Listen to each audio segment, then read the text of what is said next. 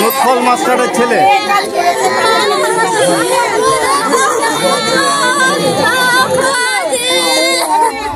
মানুষটা প্রধানমন্ত্রী আবাস যোজনার একটা ঘর চেয়েছিলেন। ঘর তো জোটেইনি, বদলে টাকা চেয়েছিলেন স্থানীয় তৃণমূল কংগ্রেসের নেতা মিঠুন শেখ। বলেছিল টাকা দিলেই ঘরের তালিকায় নাম চলে আসবে।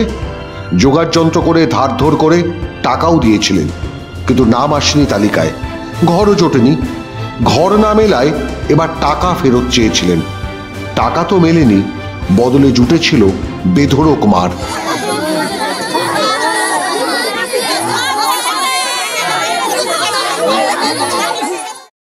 বলতে আবাস যোজনার যে টাকা বাড়িগুলো আসছে, তো ওই বাড়িগুলোর জন্য পয়সা দিয়েছিল আমার বড় আব্বা। ওটা তো পয়সা এবার বাড়ি যখন আসছে না, বিরক্ত হয়ে যখন ওকে জানায় যে আমার পয়সা নিয়েছি 2000, আমার কাছে পয়সা খেয়ে নিয়েছি, টাকা আমার পয়সাটা ফেরত দে। পয়সা ফেরতের কথাই বলতে গিয়ে তাই নাকি ওকে যাই হোক নরম সাধারণ মানুষ, ওদের জোর আছে অনেক, পয়সা ইনকাম অনেক করে, তো যাই হোক রাজনীতি থেকে চুরি চামারি করে খেয়ে বেড়ায়। ওইভাবে পয়সা কিন্তু চাইতে গিয়ে মানে প্রচণ্ড এত মার মেরেছে, এত রড দিয়ে ইট দিয়ে পুরো মাথা কান টান ফ্র্যাকচার করে দিয়েছে পুরোটাই। এখন বর্তমানে ওটিতে আছে, আমরা তো আপনাকে দেখাতে পারছি না, তো ওটিটা যেমনই বের হবে আপনাকে দেখালে বুঝতে পারবেন বিষয়টা। মানে এত ভাবে মার মেরেছে। টাকা দিয়েছিল আমাদের গ্রামেরই মিঠুন শেখ বলে একজনকে। কোন পার্টি? তৃণমূল পার্টির। যে একজন সাধারণ পরিবারকে প্রাণ দিতে হলো কেন? এই আবাস যোজনার তালিকা প্রকাশ হওয়াতে আগের লিস্টে নাম ছিল এবং ইনকোয়ারি হলো, তারপরে তার নাম নেই।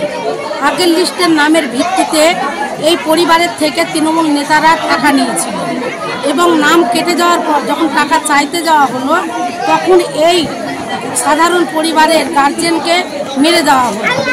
আজকে দেখুন, অসহায় একটা পরিবার, অত্যন্ত গরিব পরিবার, এই যেভাবে মেরে দেওয়া হলো, তাহলে আজকে এর দায়ভার কে নেবে?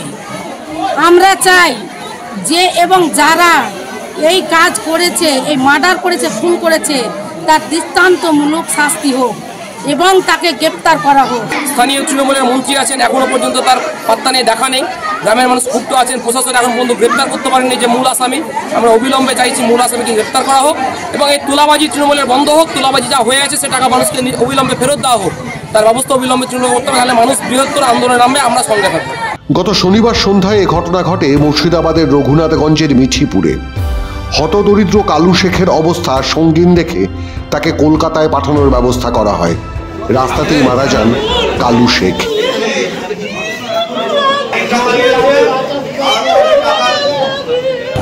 তৃণমূলের এই যে রাজনীতি, গরিব মানুষের কাছ থেকে টাকা তোলাবাজি করা, আর তোলাবাজি টাকা চাইলে পাল্টা তাকে মৃত্যুর মুখে ঠেলে দেওয়া, এই যে রাজনীতি, এই রাজনীতি আমরা ধিক্কার জানাচ্ছি। অবিলম্বে যারা এই ঘটনা ঘটিয়েছে তাদের গ্রেপ্তার করতে হবে।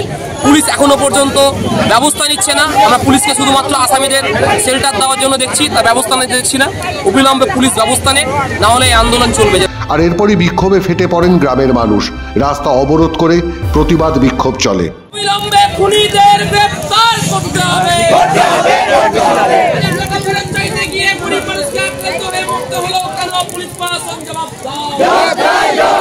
তৃণমূলের তোলাবাজি নেতাদের দালালি মানছি না, মানবো না। দিকে দিকে তৃণমূলের দালাল নেতারা হুঁশিয়ার। অভিযুক্ত মিঠুন শেখকে অবশ্য এখনো গ্রেফতার করতে পারেনি রঘুনাথগঞ্জের পুলিশ। তৃণমূল নেতাদের মাধ্যমে তোলাবাজি হলো কেন? তৃণমূলের মন্ত্রী তুমি জবাব দাও। অবিলম্বে খুনিকে গ্রেফতার করতে হবে। একা কালু শেখ নয়, অভিযোগ এলাকায় আরও বহু মানুষের কাছ থেকে আবাস যোজনার ঘর পাইয়ে দেবেন বলে টাকা তুলেছিল তৃণমূল কংগ্রেসের নেতা মিঠুন শেখ, যার বেশিরভাগকেই আবাস যোজনার ঘর পাইয়ে দিতে পারেননি, বরং সব টাকা ঝেড়ে দিয়েছেন। আর এখন টাকা ফেরত চাইতে গেলে পাল্টা হুমকি দিচ্ছে মিঠুন, ঠিক যেভাবে কালু শেখ টাকা চাইতে গেলে বেধড়ক পেটানো হয় তাকে।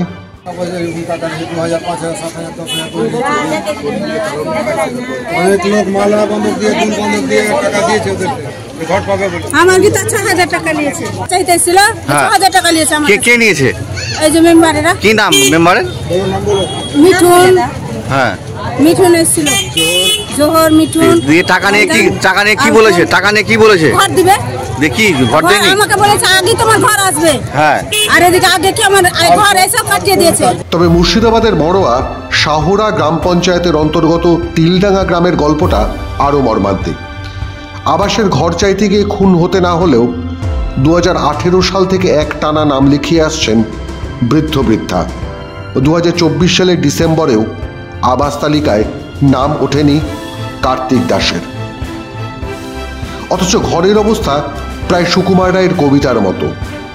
কাঁটা দিয়ে আটা ঘর আঠা দিয়ে সেটে, সুতো দিয়ে বেঁধে রাখে থুতু দিয়ে চেটে। ভর দিতে ভয় হয় ঘর বুঝি পড়ে, খক খক কাশি দিলে ঠক ঠক নড়ে।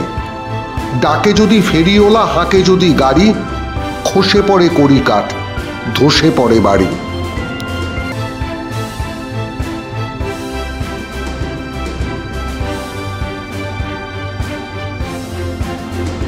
তবে একটাই বাঁচোয়া, কেউ ঘুষ চাননি এই কার্তিক দাসের কাছ থেকে। হয়তো তার হতশ্রী দশা দেখি। আবাসের ঘর পাননি? না, কিচ্ছু পাইনি স্যার। আচ্ছা, জমা দিয়েছেন যা যা কাগজপত্র? কাগজপত্র জমা দিয়েছি। কি বলে? কাগজপত্র জমা দিয়েছি সবাই যে বলাকে। ইনকোয়ারি আসে না? না, ইনকোয়ারি আসে না। লিস্টে নাম আসে না? না, লিস্টের নাম নাই। কেউ টাকা পয়সা চাই? টাকা পয়সা না, চাই না। আর কি কোথাও ঘর আছে না এইভাবেই থাকেন? এইভাবেই থেকে আর কোথাও ঘর পাবো? একটু জায়গায় মামাদের জায়গায় থাকি। এতটাই করুণ দশা কার্তিক দাসের ঘর বাড়ির। অনুক্রমে 2 কন্যার বিয়ে দিয়ে এখন নিঃস্ব, অসুস্থ। মাসে 2 দিন বর্ধমানে তাকে যেতে হয় ডায়ালিসিস করতে। 2018 সাল থেকে একটানা নাম লিখিয়ে এসেছেন, প্রতিশ্রুতি পেয়েছেন প্রতিবার এইবার হয়ে যাবে, কিন্তু একবারও তালিকায় নাম আসেনি। আমরা কিছু পাই না, আমরা খুব গরিব মানুষ, আমার ছেলেমেয়েরা নাই, আমরা দুজনা তো এমনি খাই, আমাদের কেউ নাই। সরকারের একটা ঘর দুয়ার কিছু পাই নাই, আমরা মাটির ঘরে বাস করছি, তা আমার ঘরে জল পড়ছে।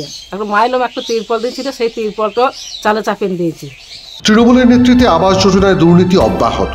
একদিকে আবাস যোজনায় নতুন তালিকায় বঞ্চিত এই কার্তিক দাস, কালু শেখের মতো যোগ্য মানুষেরা, অন্যদিকে আবাস যোজনার তালিকা ভরে থাকছে তৃণমূল কংগ্রেসের প্রধান, উপপ্রধান, পঞ্চায়েত সদস্য বা তাদের আত্মীয়দের নামের সারিতে। অবিলম্বে খুনিদের গ্রেফতার করতে হবে।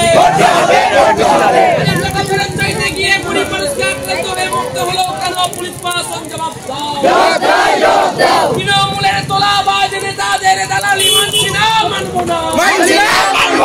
দিকে দিকে তৃণমূলের দালাল নেতারা হুঁশিয়ার। তাই বলে মানুষের প্রতিবাদ থেমে নেই। রাজ্যের বিরোধী দলনেতার ডাকে সাড়া দিয়ে আবাস যোজনার ঘর পাওয়ার যোগ্যদের নিয়ে ডিএম অফিস ঘেরাওয়ের কর্মসূচি নিয়েছে বিজেপি সহ রাজ্যের সব বিরোধী দল। ব্যতিক্রম নয় মুর্শিদাবাদ জেলাও। মাধ্যম ব্যুরো রিপোর্ট।